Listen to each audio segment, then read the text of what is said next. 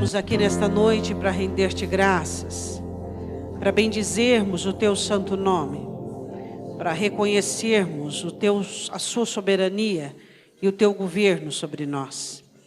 Nós te glorificamos e nós te adoramos, Jesus, porque tu és o Deus das nossas vidas, tu és o Senhor da nossa alma.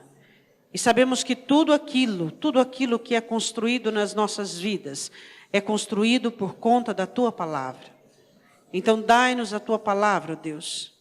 Dai-nos um coração temente, um coração submisso, um coração entregue, um coração rendido à tua palavra. Que nós não possamos incorrer na gravidade dos 3 terrenos, Deus, mas que possamos ser o 4º terreno, Pai. Que possamos receber a tua palavra e possamos frutificar para a tua glória. Nós te pedimos, em nome do Senhor Jesus. Diga amém. Amém. Gostaria que você abrisse comigo a sua Bíblia em 2 Reis, capítulo 4. 2 Reis, capítulo 4. Gostaria que todos os jovens levantassem a mão assim, por favor. Todos os jovens. Todos os jovens. Isso. Depois do culto, eu quero ter uma palavra com vocês aqui nos 2 primeiros bancos. Todos os jovens aqui depois do culto, tá?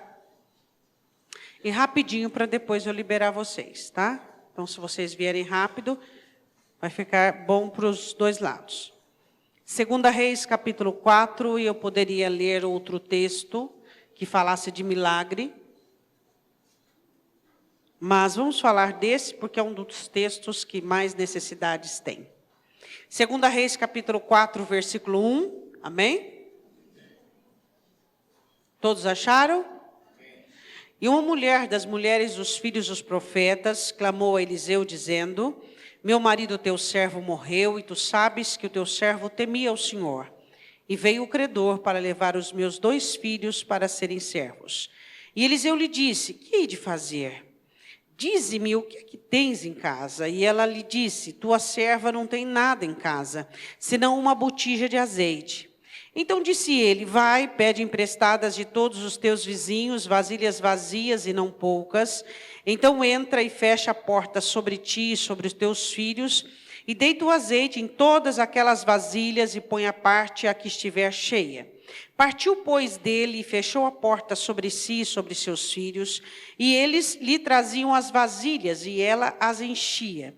E sucedeu que, cheias foram as vasilhas, disse ao filho: traze-me ainda uma vasilha. Porém ela lhe disse: não há mais vasilha. Ele lhe disse: não há mais vasilha. Então o azeite parou. Então veio ela e o fez saber ao homem de Deus, e disse ele: vai, vende o azeite, paga a tua dívida, e tu e teus filhos vivei do resto. Podemos assentar.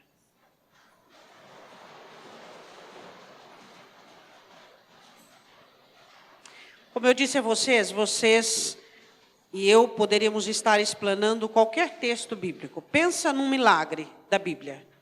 Pensa num preferido, tanque de Betesda, o que mais? Vamos lá. Qual o seu milagre preferido? Poderíamos falar de qualquer milagre. Todos os milagres tiveram esses pontos que nós vamos abordar nesta noite. Todos os milagres. Você, nesta noite, precisa de um milagre. Para amanhã, para este mês, para ainda este ano, para o ano que vem.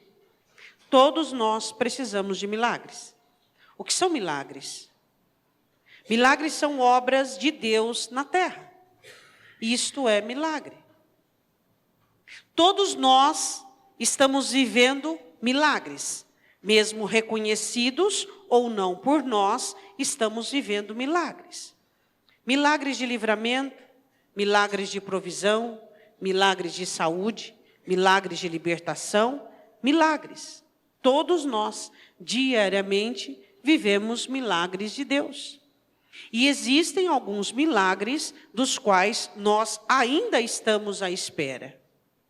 Seu milagre vai acontecer quando? Pastora, como é que eu posso saber? Eu acredito que no final desta mensagem, dá para você mais ou menos não saber o dia, nem a data, mas saber o tempo. Porque os milagres, existem algumas características neles que nós precisamos nos dar conta. O título da mensagem é A Construção de um Milagre. Os milagres são construídos, eles não acontecem aleatoriamente. Não existe milagres que acontecem aleatoriamente, porque nós não somos aleatórios. Nós somos pessoas projetadas, somos pessoas abençoadas, somos pessoas dirigidas, somos pessoas amadas, amém? E eu falo dessa mulher nesta noite, porque no caso dela, haviam muitas situações negativas. Dificilmente na Escritura você vai encontrar tantas situações negativas como na vida dessa mulher. O que havia? Havia abandono. Ela não podia contar com vizinhos e com parentes, porque o país estava em crise. Havia necessidade. Qual é a necessidade que havia dessa mulher? Dinheiro, condições financeiras. Ela passava fome. Havia o quê? Havia perigo. Que perigo que havia? Os filhos dela estavam sendo ameaçados, quem sabe no dia seguinte, de serem levados cativos para uma terra estranha, para serem escravos, até que eles trabalhassem e pagassem a dívida que o pai havia deixado. Havia o quê? Havia ameaça de uma situação piorar ainda. Ela estava viúva e a situação podia degringolar ainda. Havia o problema social e cultural. O que mais que havia? Que mais que poderia ser ruim para essa mulher? O que é que estava bom para ela? Explica para mim. Você poderia pegar no capítulo 5 Naamã, mas existem coisas boas em Naamã. General e tal. Que mais? Você poderia pegar, por exemplo, Bartimeu, tá, cego, mas um homem que estava no meio da sua terra, no meio do seu povo, vivendo de mendigância, mas um homem que vivia de mendigância. O que mais de pior podia acontecer na vida dessa mulher? O que tem de bom aqui? Não tem nada de bom aqui. Nada de bom. Não tinha nada de bom na vida dela. E ela conseguiu reverter a história. Foi Deus quem reverteu a história dessa mulher? Foi. Mas só. Quantas mulheres viúvas na época haviam? Quantas mulheres na época que perderam seus filhos para o cativeiro? Quantas mulheres da época estavam passando por situações e circunstâncias semelhantes a essas que não fizeram nada?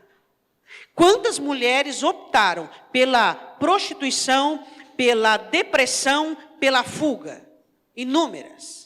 O país estava em crise. Inúmeras. O porquê esta mulher conseguiu reverter a história dela? O porquê algumas pessoas conseguem fazer da sua história uma história escrita e outras pessoas uma história apenas lida? Você escreve a sua história ou será que a sua história é uma história lida? O destino lê, a sorte lê, os problemas leem e ditam aquilo que você vai viver? Você escreve a sua história ou sua história é uma história só lida? Uma história onde a vida lê, o destino lê, a sorte lê? Ou será que nós, da parte de Deus, temos condições e recursos do céu de escrever a nossa história? Eu quero falar sobre alguns passos da construção do seu milagre. Eu quero falar sobre o primeiro passo, que é: milagre sempre terá duas partes. Qual é a primeira parte? Deus. Essa é a primeira parte de um milagre. Primeira parte de um milagre, você precisa conhecer Deus. O apóstolo Paulo diz em Efésios que antes nós estávamos no mundo sem conhecer a Deus. Hoje nós conhecemos a Deus.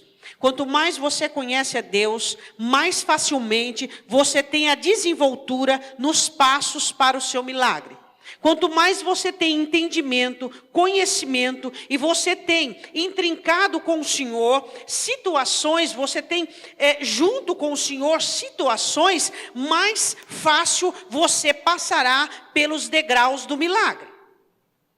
Primeira parte do milagre é Deus. O que você tem que saber de Deus para alcançar o milagre? Primeiro, que Deus ama você. Deus ama você. Segundo, que Deus preza pela vontade soberana dele. Então, o seu milagre deve estar dentro da vontade de Deus. Terceiro, que tudo que Deus faz é para a glória dele, porque dele, por ele e para ele são todas as coisas, escreve Lucas. Uma coisa muito interessante que eu e você precisamos entender é que Deus é soberano. Deus é soberano. Deus é absoluto. E Deus ama o seu povo. E Deus ama a sua igreja. E Deus ama os seus.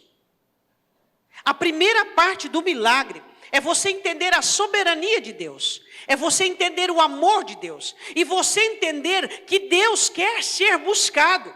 Buscar-me-eis e me achareis quando me buscardes de todo o vosso coração. Deus quer ser amado. Deus quer ser servido. Deus quer ser compreendido. No entender a Deus está a vossa confiança. Deus quer que você o busque. Deus quer que você o ame. Deus quer que você o conheça. Deus quer que você o sirva. Deus quer que você converse com Ele. Deus quer que você divida com Ele as suas necessidades. Deus quer que você o atraia para as suas necessidades, para que assim aconteça um milagre. Então, a primeira parte de um milagre é Deus. Qual é a segunda parte de um milagre? Você. Você é a segunda parte do seu milagre. Você entender e compreender que a sua necessidade nunca poderá ser maior que a sua existência. Você pode repetir isso?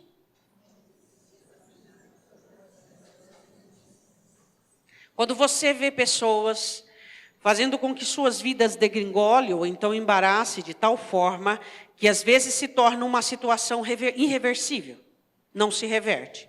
Pessoas que tomam atitudes erradas, insanas, por conta das suas necessidades. A sua existência nunca será menor que a sua necessidade. A sua existência é maior que as suas necessidades. Você já passou por necessidades e hoje passa por necessidades e passará por necessidades, mas a sua existência, ela está acima de todas as coisas. E você não é uma falta, você não é uma provisão, você não é o ter ou não ter. A sua existência é maior que tudo. Você pode dizer amém? O que você precisa entender na questão do milagre é que a sua existência é o que importa para Deus. É você, é o seu coração, é a sua alma, é a sua vida, é aquilo que você tem com Deus, é a sua dinâmica que você tem com a vida. Você precisa entender que esteja qualquer situação agindo, você é maior que ela. Você sempre será maior que as situações que você vive. Se você qualquer dia, qualquer momento e qualquer episódio da sua vida se sentir menor que a sua situação, Deus perdeu a parceria. Existe uma parceria que funciona do céu na terra.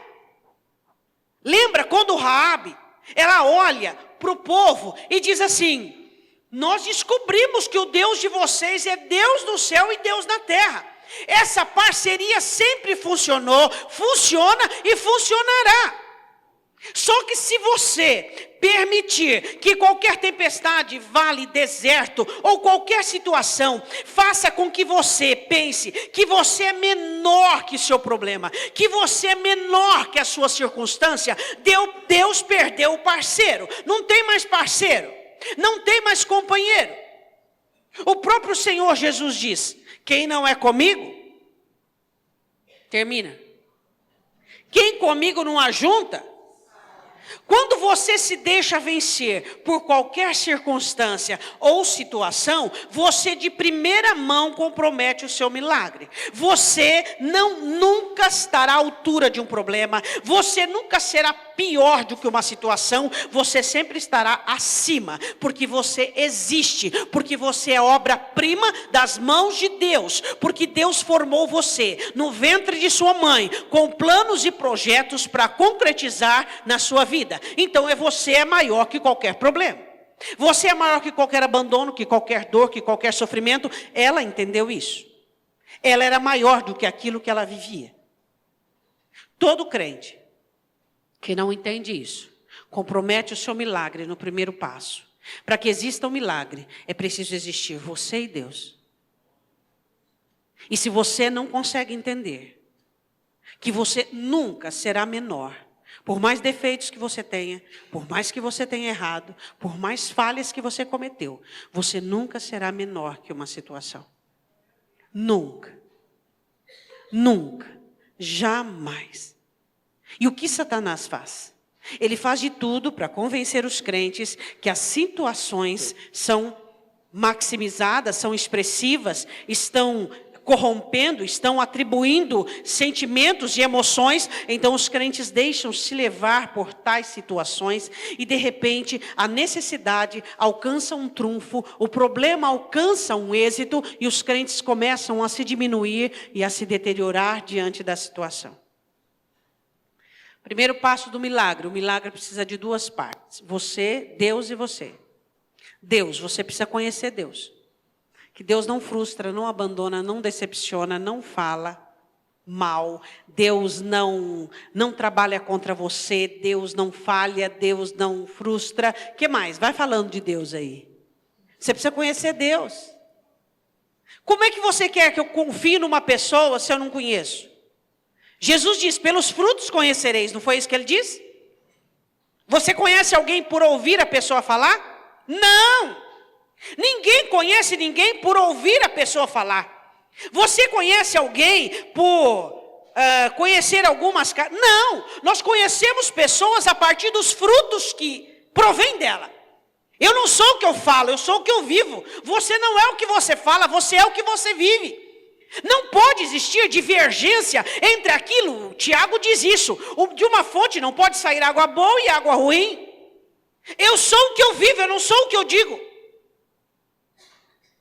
O que você precisa entender que somente quando você conhecer a Deus, você conseguirá entender que você é mais que um problema, você é mais que uma dor, você é mais que um sofrimento, você é mais que um deserto. Quando você conhece a Deus, você sabe que a sua existência não é vã, que a sua formação não é vã, e que Ele ama você, e que você tem por obrigação existir e escrever uma história.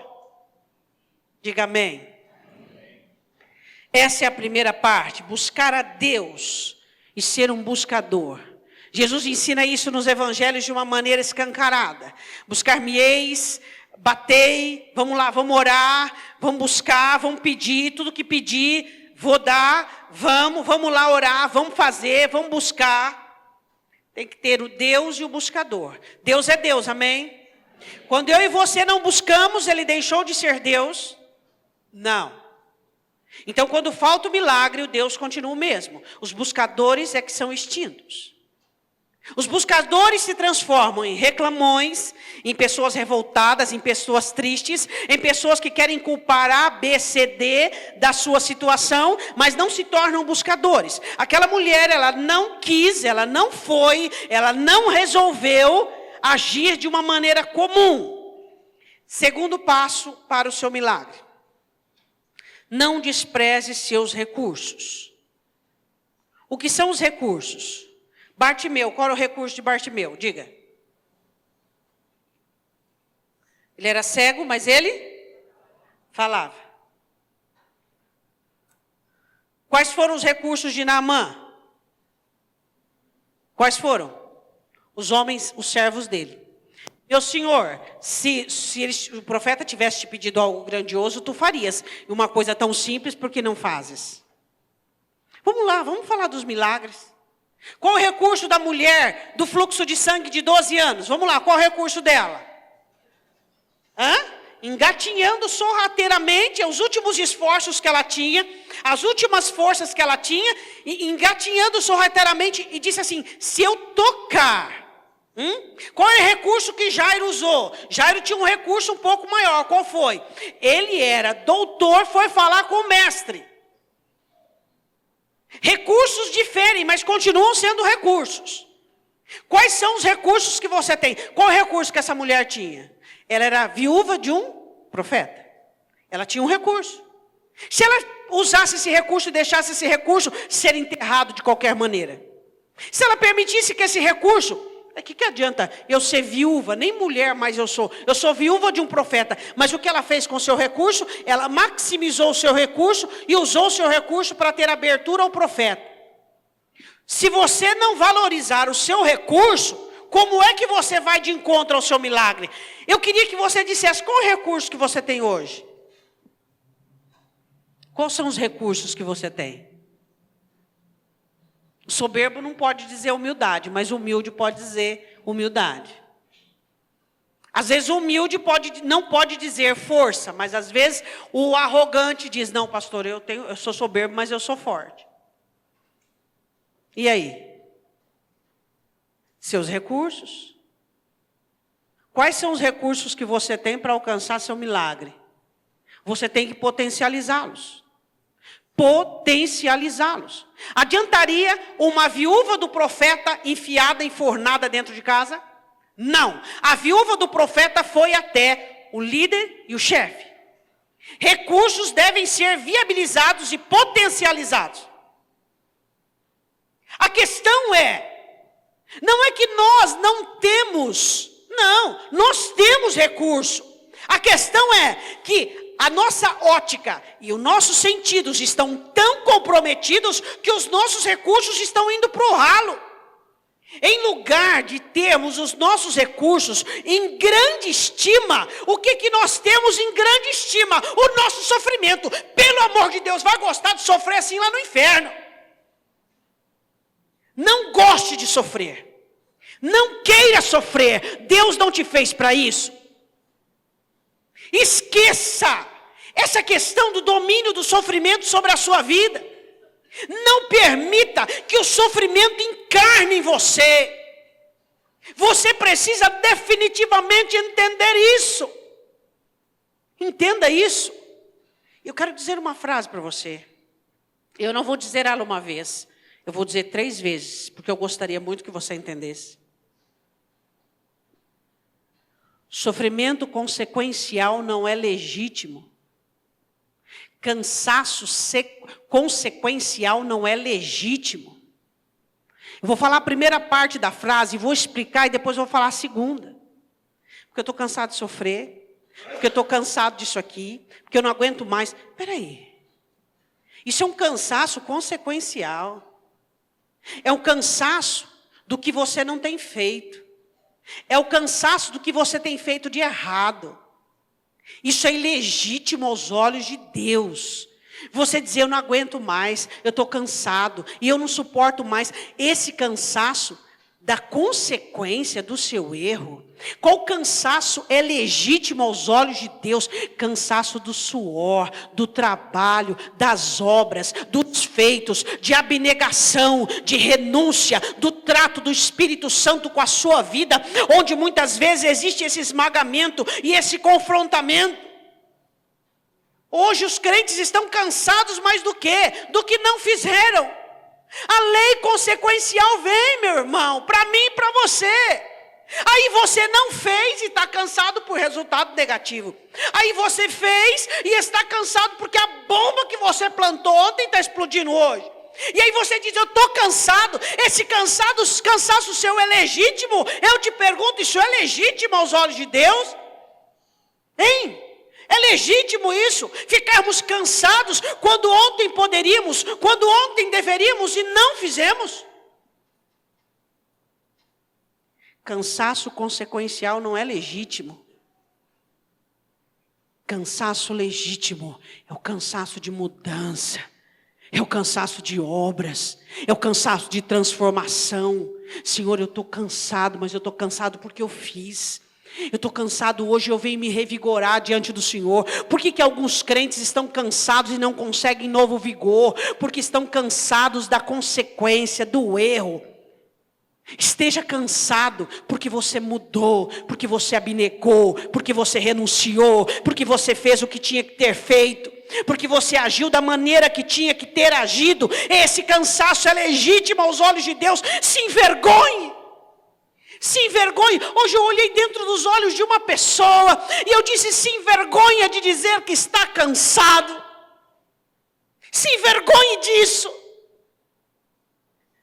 Sinta vergonha de você olhar para a sua vida e perceber que as consequências do seu não fez, dos seus erros, tem te deixado estagnado, cansado e sem forças. Nosso cansaço legítimo é porque fomos, fizemos, batalhamos, agimos, tivemos fé, fizemos aquilo que deveria ter sido feito, no momento que deveria ter sido feito e do jeito que Deus queria que fosse feito. Não despreze seus recursos. Valorize as suas ferramentas. Sempre haverá recursos. O milagre ainda não aconteceu, mas os recursos já estão aí. São as sementes dos seus milagres. Diga, as sementes do meu milagre são os meus recursos. Use-os. Abuse deles. Faça uso dos seus recursos. Faça uso dos seus recursos. Faça uso dos seus recursos. O que você consegue hoje? Faça o máximo. Faça o que você pode. Ela foi ao profeta e ela conversa com ele. E ela fala com ele, coloca toda a situação de uma maneira muito clara, muito aberta. Use os seus recursos. Seu milagre vai depender dos seus recursos. Diga amém. Terceira situação. Você tem que ter uma visão objetiva. Primeiro, o milagre precisa de duas partes. Segundo, você precisa valorizar os seus recursos. Terceiro, sua visão tem que ser objetiva. Hoje o que nós mais temos são pessoas com os olhares transversais. Eu não sei como é que consegue andar uma pessoa que a menina do olho olha para cá, estou falando espiritual, e a outra menina olha para cá, e ainda tem jeito de virar a cabeça, acho que é um metamorfo, porque não é possível, e a cabeça fica olhando para trás. Eu quero dizer uma coisa para você.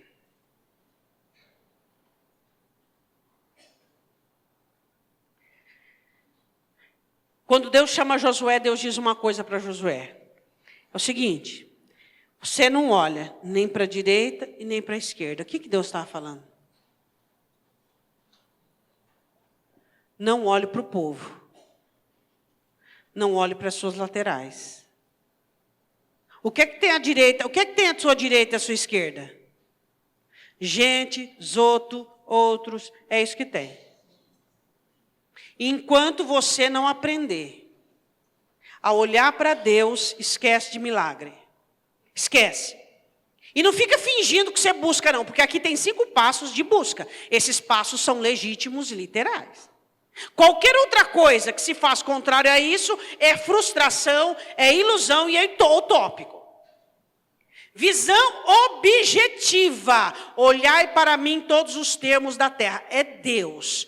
Você precisa olhar para Deus. Levantou a cabeça, olha para Deus. Abaixou a cabeça, olha para onde?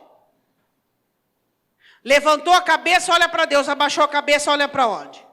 Para a palavra, para a Bíblia, óbvio. Para a palavra de Deus, para aquilo que está escrito, para aquilo que Ele deixou escrito. Tudo que Deus vai fazer para mim está nessa escritura. Tudo que Deus vai fazer por você e para você está nessa escritura. Então eu preciso conhecê-la e saber qual é a minha extensão de planejamento. O que eu posso, onde eu posso chegar, o que eu posso alcançar. Olha para Deus. Não fique olhando para a direita nem para a esquerda. Não fique esperando que as pessoas, elas sejam pessoas que vão enganjar-se, serão soldados junto no seu milagre. Que as pessoas serão pessoas que vão confiar em você, que vão acreditar junto com você, que terão... Não esquece isso. Na sua jornada com Deus, ela é sola. Ela é sola, seus milagres são só. Olhe para cada uma das pessoas que tiveram milagre. Lembra, Jairo, quando vieram trazer a notícia, para de incomodar o mestre que a sua filha já morreu. O que Jesus disse para Jairo? Vamos ver, vamos lá. O que ele disse? Jairo, crê somente. Não fica ouvindo esse povo não, crê somente. E quando Jesus chega na casa de Jairo, ele põe todo mundo para fora. Todo mundo para fora, só fica ele, o pai, a mãe, Pedro, Tiago e João, somente quem cria. A sua visão deve ser só em Deus. Aí você ora hoje e já tira o olho de Deus e coloca no próximo. Aí o próximo melhora 2 dias, no terceiro dia o próximo piora. Pronto, a sua fé já foi lá para o ralo. Seus olhos devem estar em Deus. O alvo da sua visão é Deus. Sua visão deve ser objetiva. Senhor, esse milagre é para a sua glória. Esse milagre é para o seu louvor. Eu não vou olhar para a direita nem para a esquerda. Pare de perder tempo com aquilo que as pessoas pensam. Não receba informações alheias. Você quer morrer espiritualmente e emocionalmente? Comece a fazer com que os seus pensamentos e sentimentos venham de fora. É simples. Faz assim. Pega o seu sangue e deixa ele passar por tudo quanto é coisa imunda. Depois volta o seu sangue dentro de você, para ver se você não morre de infecção. Vai se alimentando de tudo que é de fora. O que os outros pensam, o que os outros sentem, a opinião dos outros. Você está infeccionado. E você está perto de um colapso, perto da morte. O que há dentro de você deve ser genuinamente buscado nas fontes do Espírito Santo de Deus. Não deve existir qualquer comprometimento alheio. Paulo diz nas cartas aos Filipenses, ele diz de uma maneira muito clara: não estejais inquietos por coisa alguma, antes as vossas petições estejam tudo conhecidas diante de Deus pela oração súplica com ação de graças. Aí ele diz assim: no que pensais, em tudo que é puro, se tem louvor e tem virtude, seja isso que ocupe o vosso pensamento. Ou seja, eu fabrico os meus pensamentos não vêm de cabeça alheia, meus pensamentos são oriundos da Escritura, da palavra de Deus. É ela que entra como espada afiada de dois gumes, dividindo alma e espírito, trazendo à luz, dando à luz aquilo que é de Deus, reprovando o que não é de Deus e fazendo com que eu pense favoravelmente a minha vida. É disso que eu falo. Os seus olhos devem estar fitos em Deus. O seu alvo deve ser Deus. A sua visão deve ser objetiva. Você deve saber para quem você está olhando. E você deve esquecer do lado. Fala um exemplo de uma pessoa que não teve problema com as laterais na Bíblia. José. José nunca teve problema com lateral. Você tem problema com as laterais? Você tem problema com lateral, meu irmão? E aí o alvo? E o foco? Tudo é o que um precisa, tudo o que o outro mora é o que um precisa, outra hora é o que o outro quer, outra hora é o que o outro fala, outra hora é o que o outro sente. E cadê você e Deus? Sua visão deve ser objetiva em Deus. Eu não sei o porquê as pessoas se preocupam tanto com a vida dos outros. Você que não é uma pessoa que se preocupa com a lateral, diga com a pessoa do lado assim: isso é felicidade, diz para ela. Não, só você que não se preocupa com a lateral, o burburinho não diz as verdades.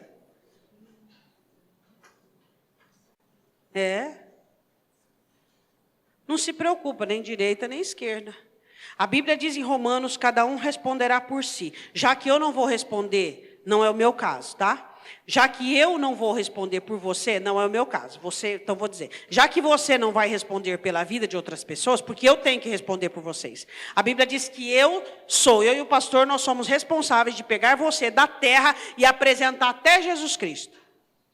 E para isso ele deu 2 instrumentos: o cajado, que é para os fracos, para os trôpegos, para aqueles que são pequenos, e a vara, que é para dar lambada na lateral. São os 2 instrumentos do pastor: a vara, que é para dar lambada, e o cajado, que é para o fraco. O fraco precisa de cajado e o rebelde precisa de lambada. Então eu tenho que pegar você daqui, eu e o pastor, e levar até diante de Cristo no dia do juízo. Então eu tenho sim. Agora, você não tem nada a ver com a vida de ninguém. Olha que glória! Você já imaginou? Gente, que carreira maravilhosa. Que vida gloriosa você ter uma jornada para escrever. Sua visão deve ser objetiva. Tenha uma visão objetiva. Pratica o mandamento. Eu amo. Hoje eu estava me deleitando naquilo que Jesus diz em João. Ele diz assim em João 14: aquele que me amar e obedecer os meus mandamentos, eu e o Pai viremos para Ele e faremos nele morada. Ou seja, Jesus, eu só te amo se eu guardo os teus mandamentos. E o Senhor e o Pai vêm fazer morada em mim e se manifesta para mim. Isso é glorioso, você saber disso, você conhecer isso. Objetivo, visão objetiva. Quarta, quero falar agora da gestação do milagre. A gestação do milagre tem alguns critérios meio assim implicantes.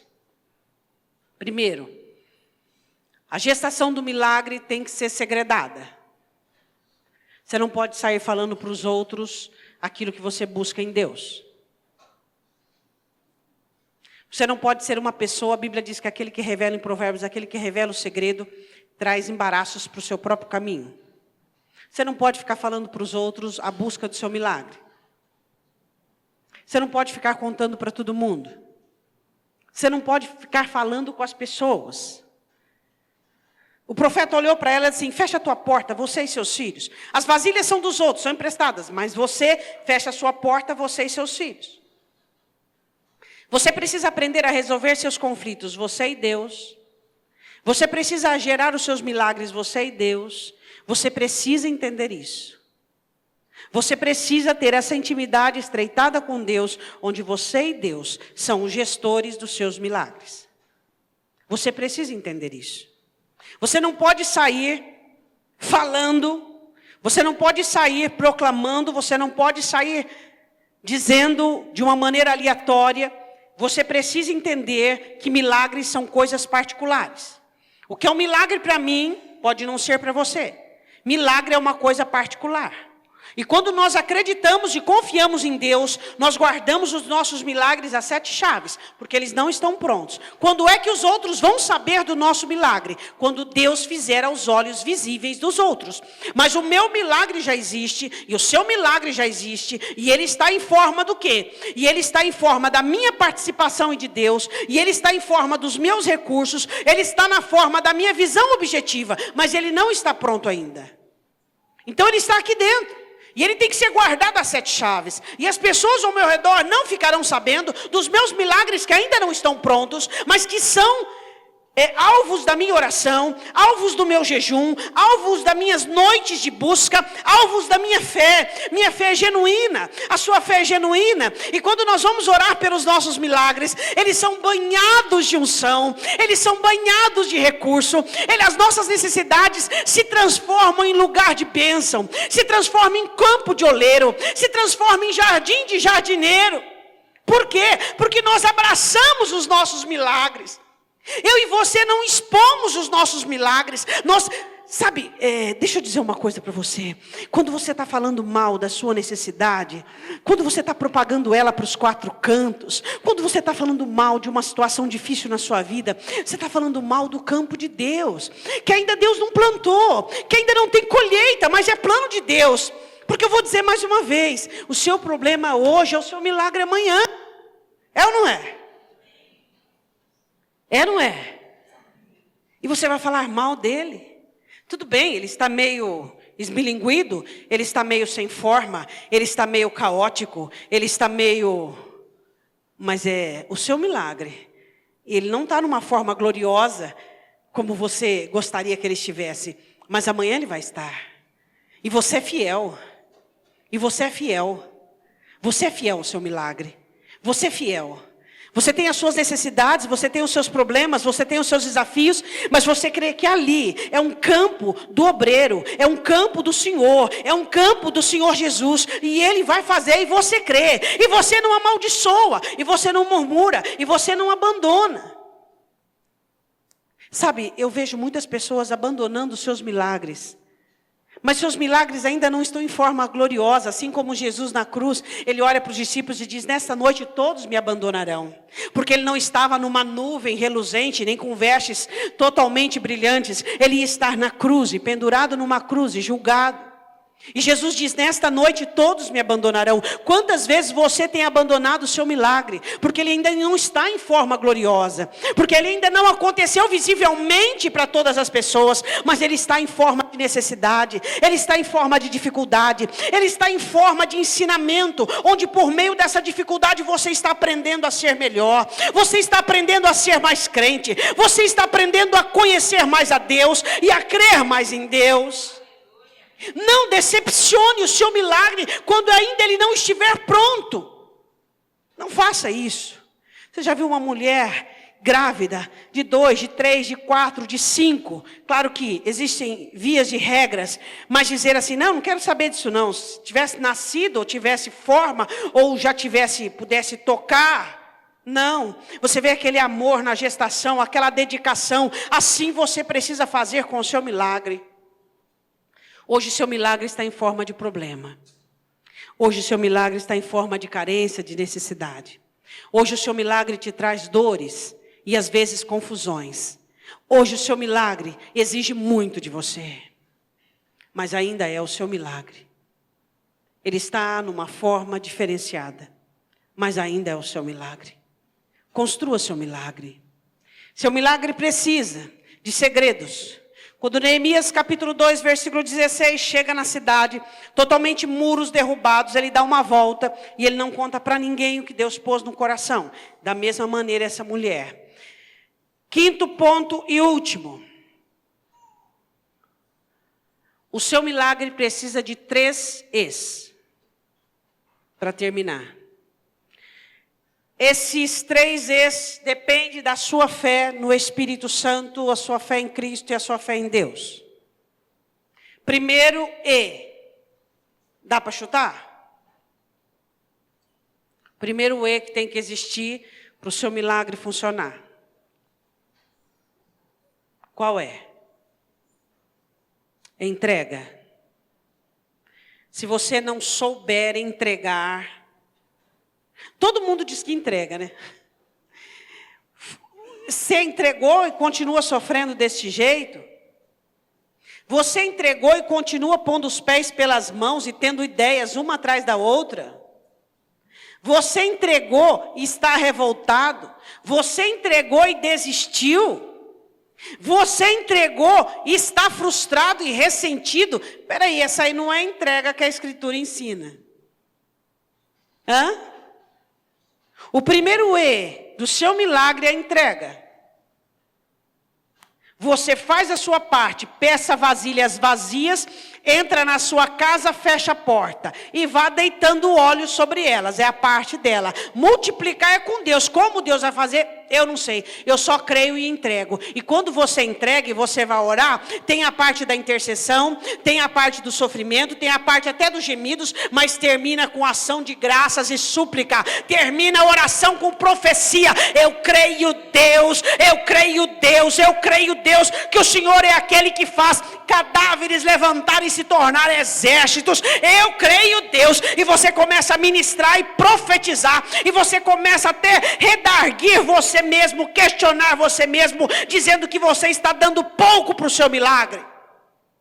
Entrega.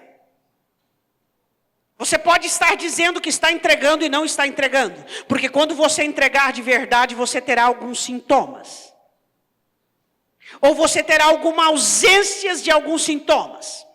Seu sofrimento não será absoluto, ou seja, você vai desfrutar de boas coisas, do dia, da frutificação de outras coisas. Você não ficará com aquilo só na sua cabeça. As suas orações serão diferenciadas. Serão orações com súplicas, orações com gemidos, mas vai terminar com ação de graças e com profecia.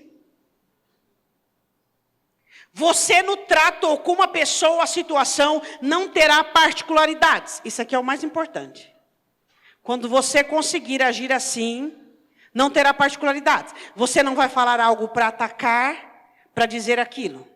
Você não agirá com particularidades. Você entende que aquilo é um terreno de Deus. É Deus e aquela pessoa, e é Deus e aquela situação. Não terá mais particularidades. Você não agirá mais com mercenarismo. Você não usará mais oportunidades para dar um jeitinho seu. Você não usará oportunidades para que você venha convencer a pessoa ou dar uma alfinetada nela. Não, aquela pessoa vai ser alvo do seu amor e da sua misericórdia. Aquela situação será alvo do seu amor e da sua misericórdia. Isso é entrega. Se você ainda tem algumas questõezinhas, ou você vai fazer isso para que ela não aconteça. Não, eu preciso fazer isso. Mas, meu irmão, isso é corrupção. Isso, não, mas e se eu não fizer isso e essa pessoa fizer aquilo? Não entregou ainda. O perfeito amor lança fora o medo. A perfeita entrega não tem medo, não tem receio. Você entregou para Deus. E você confia nele. E você sabe que ele vai fazer. E você faz só a sua parte. Você faz a sua parte, jubila e alegra, e você é feliz. E aquele problema não te contamina, ele não te contagia, não existe mais lixo em você, nada vomita em você, mas você é quem determina sobre a situação. Você entende mais ou menos o que é entrega? Hein? Diga para mim se os crentes têm entregado alguma coisa para Deus. Eles continuam sofrendo, dando o seu jeitinho, tendo as suas ideias. E eles continuam aproveitando situações para alfinetar aqui, dar um jeitinho ali. E se corrompem por medo que a situação degringole, ou que aquela pessoa vá, ou que isso, ou aquilo outro. Primeiro E, o E da entrega. Se você quer um milagre de Deus, aprenda a entregar. Segundo E, é o E do esforço. Tem que existir esforço. Tem que existir esforço. Se você não for uma pessoa... Pastora, explica mais claramente o que é esforço. Ó, eu aqui estou fazendo alguma força para pegar esse microfone, correto? Eu preciso ter força para pegar isso. Aqui eu estou fazendo um esforço, um pouquinho mais. Agora eu vou fazer um esforço ainda maior. O que é um esforço? Além do que você consegue. Além do que você conseguia. Além do que você acha que consegue. E aí você precisa contar com o que de Deus? Para que eu seja uma pessoa esforçada e você, o que nós precisamos contar? Preciso do poder de Sansão, pastor. Só o poder... Não. Para que você seja uma pessoa esforçada, o que você precisa? O que Paulo diz? Senhor, não aguento mais. Orei 3 vezes. O que o Senhor diz para ele? A minha graça te basta, porque o meu poder se aperfeiçoa na sua fraqueza. Graça, graça. Hoje os crentes estão rangendo sem olhos, sem graça. Não conseguem andar mais uma milha. Não conseguem dar mais uma chance. Não conseguem esperar mais um dia. Não consegue. Falta a graça de Deus. Quando você tem graça de Deus, é tudo maravilhoso, é lindo, tem abundante. Perdão, tem bastante amor, tem bastante oportunidade, tem bastante. Mas escuta, o diabo diz, essa pessoa não é digna de mais uma chance, ela não é digna de mais oportunidade. Diabo, você já leu minha ficha e já sabe da minha capivara. E se Deus me tratasse, eu quero que Deus me trata. E no dia do juízo, bem-aventurados que usaram de misericórdia, porque o juízo será com misericórdia, mas os que não usaram será sem. Então deixa eu. Graça. Esforço se consegue com graça. Graça de Deus. Sabe quando você vê a graça de Deus na sua vida? No trato seu com as pessoas. É aí que você vê a graça de Deus. Sua compreensão, sua linha reta, sua conduta, a falta de julgo e de achar que pastora, mas escreveu. É a lápis? Dá para apagar. Não, a caneta. Arranca a folha. Arranca a folha. Arranca a folha. Por que existem coisas que você não consegue relevar? Mas escuta. Mas é mais uma vez, pastora. Mas e quantas vezes você já fez com Deus? E quantas vezes você fez com o Senhor? E Deus sendo Deus, a sua misericórdia e a graça dele cobriu você. Por que você não pode? O esforço para que é? Para que você não se definha pelas atitudes alheias. Esse é o esforço. Olha, eu nem estou falando do esforço que você tem que ter com respeito a você mesmo, hein? Por quê? Porque hoje as pessoas nem sequer chegam a litigar, ou litigar, ou batalhar, ou lutar contra si mesmo, é contra os outros. Você não vale a pena, essa situação não combina, eu vou desistir, porque você não é o que eu esperava, e você é o que Deus espera. Você já parou para prestar atenção? As perguntas que você faz para os outros e as considerações que você faz à vida das pessoas, você já transformou elas num contexto particular? Aposto que você perderia o hábito. Você perderia esse hábito nocivo e ruim. O E. Qual foi o primeiro E que eu disse para você? E qual o segundo E? Dá para ir mais um pouquinho, dá para fazer melhor, dá para caprichar, dá para insistir, dá. Não está tudo tão ruim assim, não é mesmo? E o terceiro E? O terceiro E que eu falo com você é o E da espera. Esses 3 E's são derivados da fé. Aprenda a esperar. Eu não falo de espera letárgica, não falo de espera morosa. Eu falo de você olhar para Deus e esperar que Deus vai fazer e confiar nele.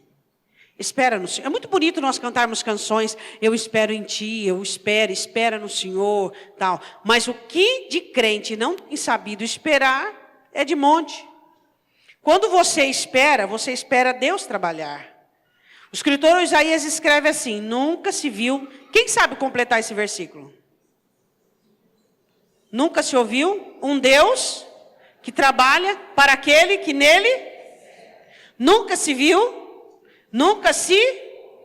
um Deus que trabalha para aquele que nele, Isaías 31, no descanso e na confiança estaria a vossa força, mas vocês não quiseram. Então quer dizer, nunca se viu e nunca se ouviu um Deus que trabalha para aquele que nele espera. Mas quem de nós temos esperado em Deus? Quem de nós temos confiado em Deus? Quem de nós temos sabido esperar Ele fazer o momento dEle e a hora dEle? Pastor, enquanto Deus está trabalhando, que eu acho que Ele está demorando, o que eu fico fazendo?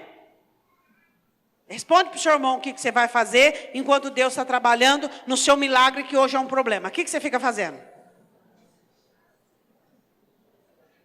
Vai vivendo. Você vai viver. Você vai se alegrar com aquilo que te dá alegria. Você vai trabalhar com aquilo que exige seu trabalho. Você vai vivendo. Que tipo de vida? Uma vida de abundância. Enquanto você espera Deus fazer, você vai vivendo. Agora você vai ficar estagnado e parado, olhando. Você já viu alguém? Você pode ser o maior perito em qualquer coisa. Manda alguém parar e ficar te olhando, tipo, vambora, anda logo, está demorando. O que sai? Sai tudo errado. Claro que não é o caso de Deus. Mas Deus jamais vai ficar esperando. Deus, vambora, eu estou com pressa. Senhor, anda logo, o Senhor está demorando muito. O que você faz enquanto Deus trabalha? Você espera, de que jeito? Vivendo. Viva a sua vida, meu irmão. E lá você vai encontrar o seu milagre na construção dele. Viva a sua vida, desfrute daquilo que Deus já tem feito. Aproveite aquilo que Deus já tem feito. Entre pelas portas que Deus tem aberto. Faça aquilo que Deus quer que você faça. Viva a sua vida. Você parou de viver porque um milagre ainda não aconteceu? Pois é, está errado. Aí eu vou dizer uma frase que eu sempre digo para vocês. Sua felicidade não é responsabilidade de alguém, de ninguém. E se você não é feliz hoje, você não vai ser amanhã. Você é feliz hoje? Por que nós somos felizes? Você já parou para pensar? Por que você é feliz? Seus contentamentos, a sua gratidão, a sua devoção a Deus. Eu gostaria que você fechasse os seus olhos.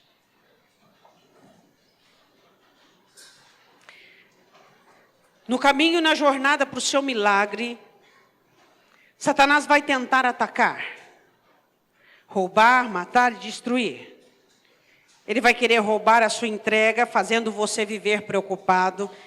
Ele vai querer matar os seus esforços e ele vai querer destruir a sua espera.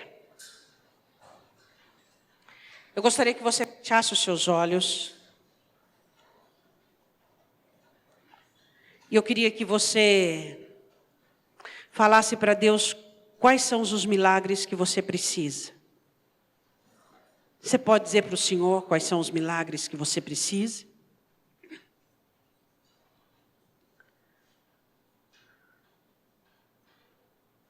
Diga para Ele. Os milagres que têm a ver com a sua necessidade, com a sua busca. Diz para Ele.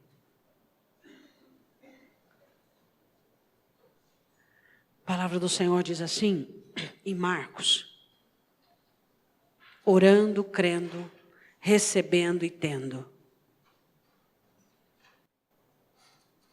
Diz para Ele quais são os milagres que você precisa. Deus ama você. Deus ama você. E Deus quer atrair você e levantar você para o seu milagre. As áreas da sua vida que precisam do milagre estão clamando aos céus. Diga para o Senhor nesta noite: eu sei que o Senhor, muito mais do que eu, quer manifestar a sua glória na minha vida. Desperta-me. Eu quero nesta noite dizer para o Senhor: eis-me aqui. Eu serei a outra parte do milagre. Eu serei. Eu serei aquele que confia. Eu serei aquele que depende. Eu serei aquele que crê. Eu serei aquele que seja submisso. Eu serei aquele que me humilha.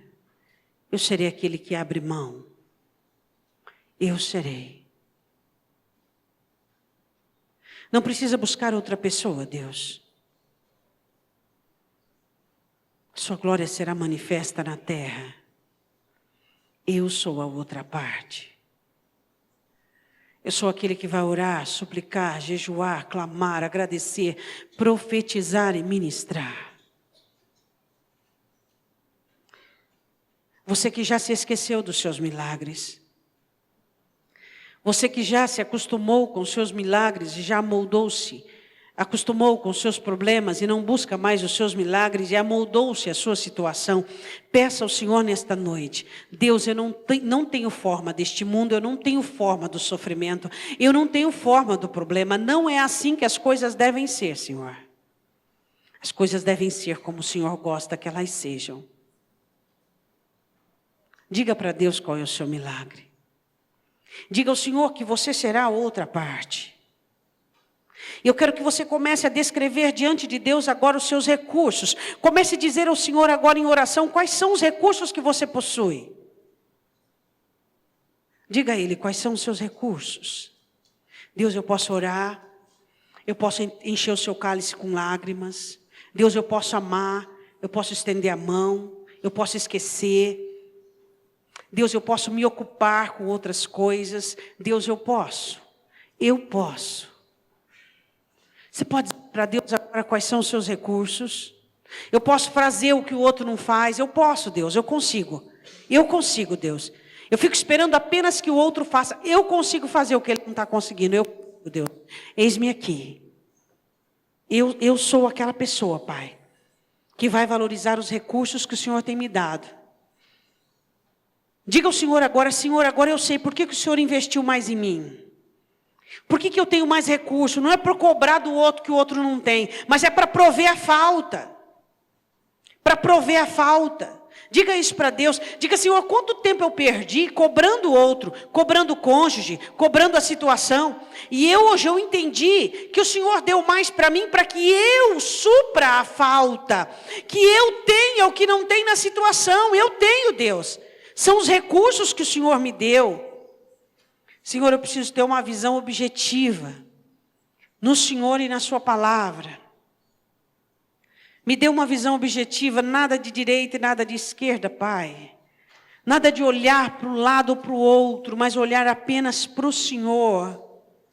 Espírito Santo de Deus, me ensine a ter uma gestação do meu milagre, onde o segredo e a fidelidade, onde o meu milagre me tem, onde o meu milagre ainda está informe, mas ele me tem, e que eu possa respeitar os 3 Es, que eu possa saber, Deus, que eu preciso entregar, eu preciso entregar. Me ajude a entregar, me ajude a me esforçar, me ajude a esperar, Deus.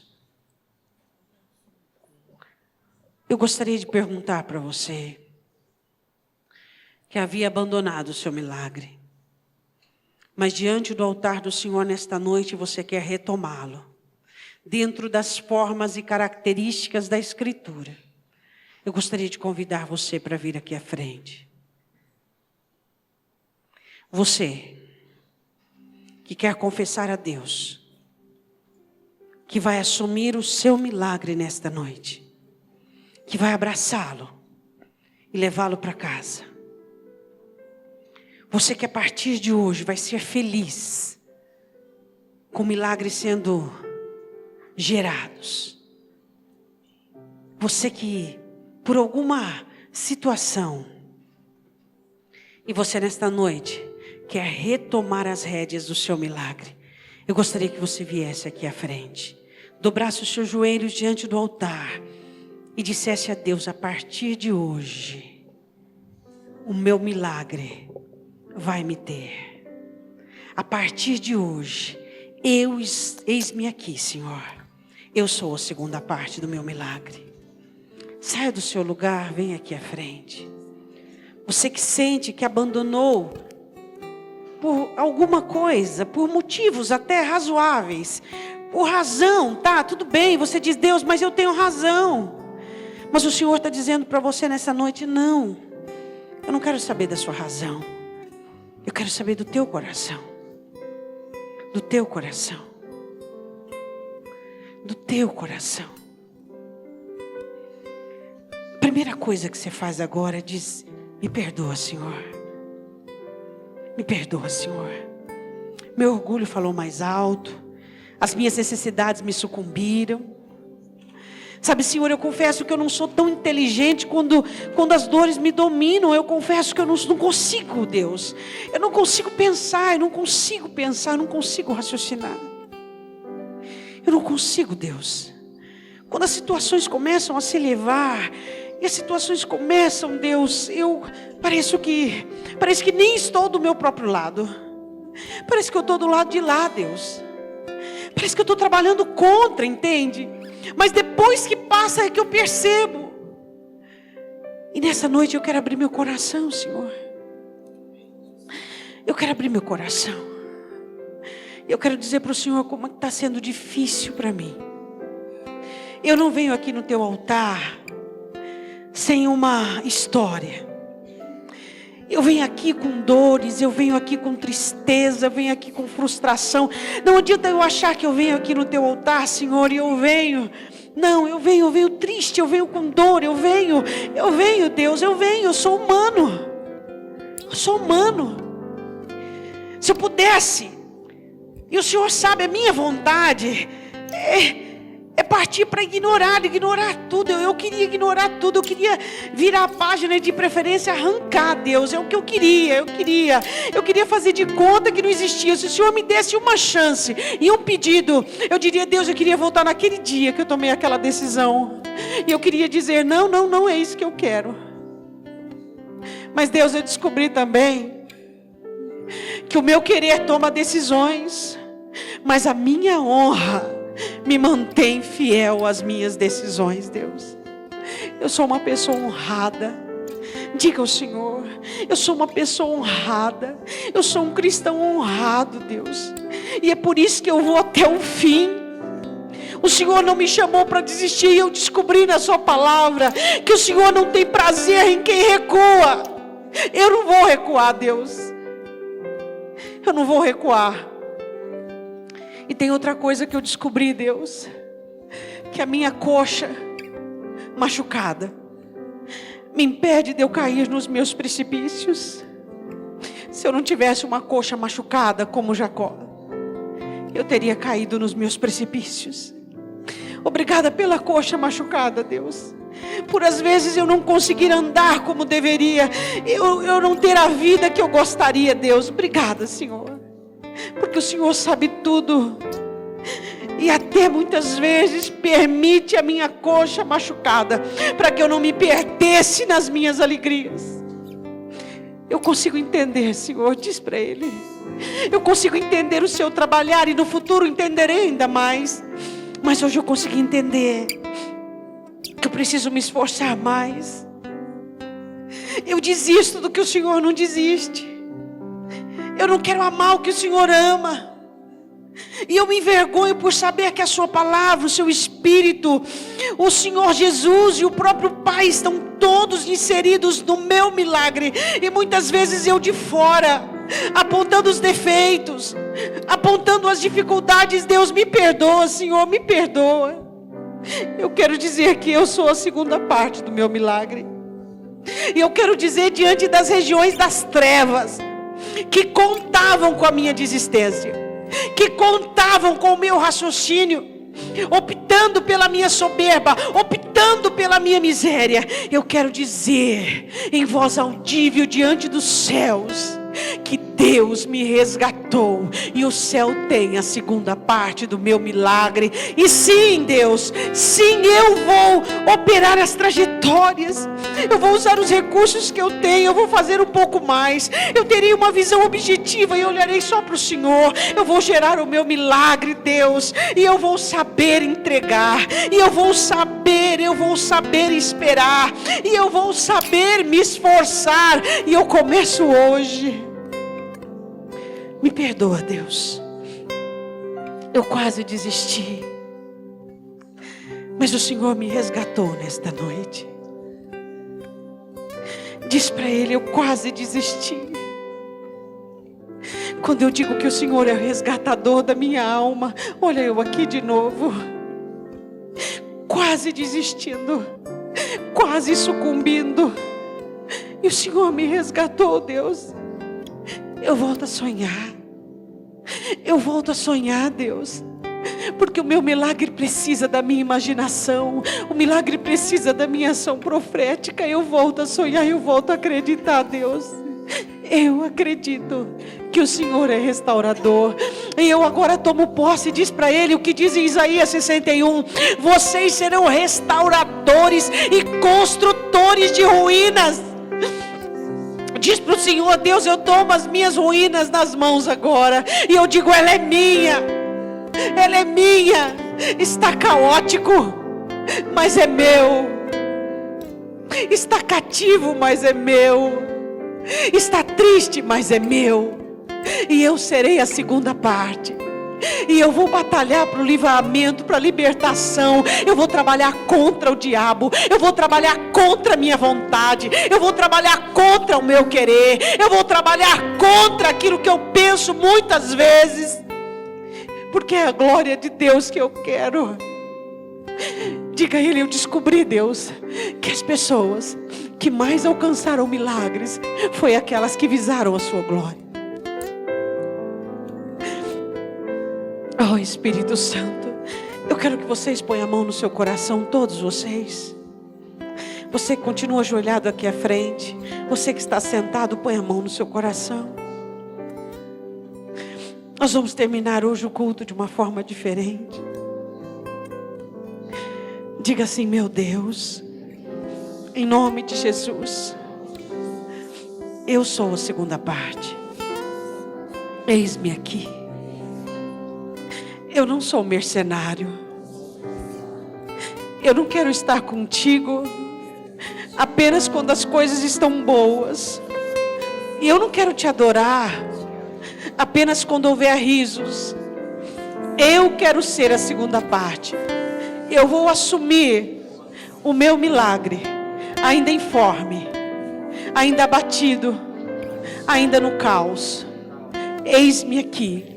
E eu vou contemplar a transformação e a glória. Eu vou escrever história. Minha história não é lida, ela é escrita.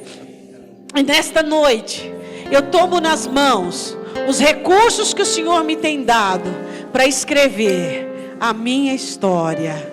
Em nome de Jesus. Amém.